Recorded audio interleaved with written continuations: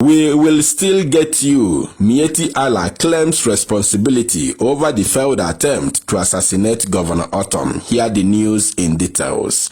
Wonderful people of Biafra, lovers of freedom all over the world, you are welcome once again to Biafra Unite channel/television. This very wonderful moment. The news we are bringing to your doorsteps right now has it that Miyetti Allah terrorist organization has claimed full responsibility over the failed attempt to assassinate Samuel Ortom, the governor of Benue State.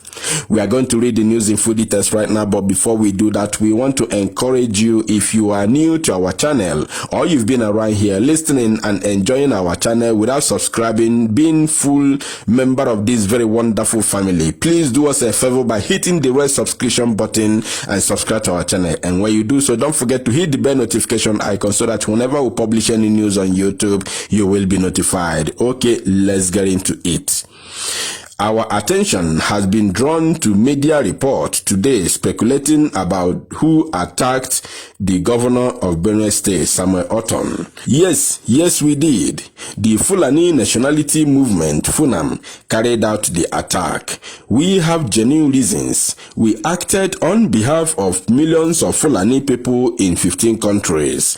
It's a case of vengeance against an infidel who has used his time and money deployed in destroying the Fulani values and inheritance. Our courageous fighters carried out this historic attack to send a great message to Ortom and his collaborators. Wherever you are, once you are against Fulani long-time interests, we shall get you down. This is a clear warning. We hope those who take us for granted will get the indisputable message. Our intention is unequivocal: to kill him. That mission will one day be fulfilled, and very soon too. 11 of FUNAM operatives were involved in the attack. Ortom escaped today because of a slight technical communication error. Next time he will not be lucky. We can assure him and his supporters. Ortom has been leading the campaign against Fulani interest in the north. We have our operatives in all southern states. Each will face our sword soon. We want collaborators working against Fulani people across Nigeria. We shall get you. Irrespective of our hidden place, irrespective of your hidden place, we state clearly: any state or individual that opposes Ruga will be confronted. Any state or individual that opposes ranching, we shall get you. Speak against ranching and Ruga even on the internet. Our noiseless fighters shall find and fix you. In the next few months, FUNAM will carry out attacks on strategic human and material assets of state and non-state groups or individuals known for their anti-Fulani campaigns. We shall hunt you down in your houses, in your workplace, in your car, in your streets. It's a matter of time. Signed, Umaru Amiri Shehu, March 20th, 2021. There is something I saw here. I want to talk about it briefly before I move on. There's something they said. Once you are against Fulani long-time interest. Do you understand that? You know, our people say, Atwara Omara Atwara Feko Fenis Ofia. I'm talking to those useless governors and political jobbers in the southern zoo called Nigeria. They say if you are against Fulani long-term plan, and what do you think that means? To dip their Quran in Atlantic Ocean. And before they do that, before they accomplish that, definitely they must have wiped your generation.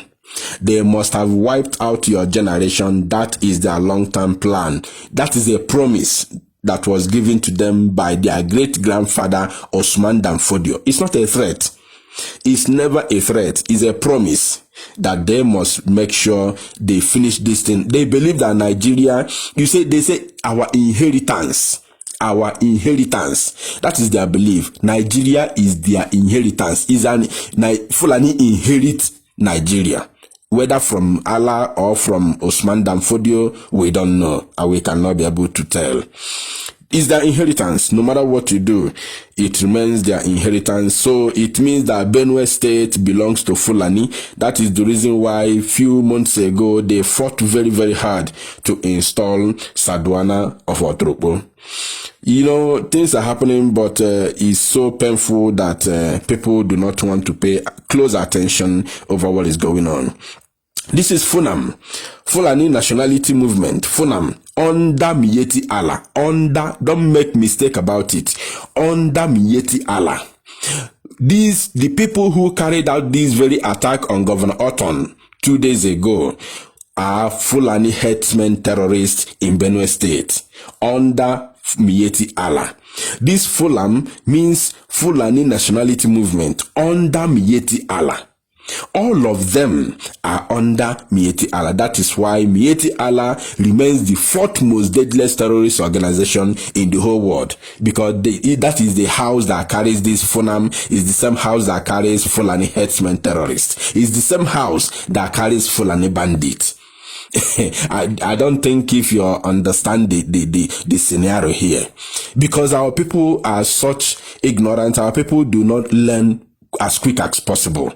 Our people like to keep it for so long. When it's done on them, that is when they will now begin to learn, and by that time it's already late.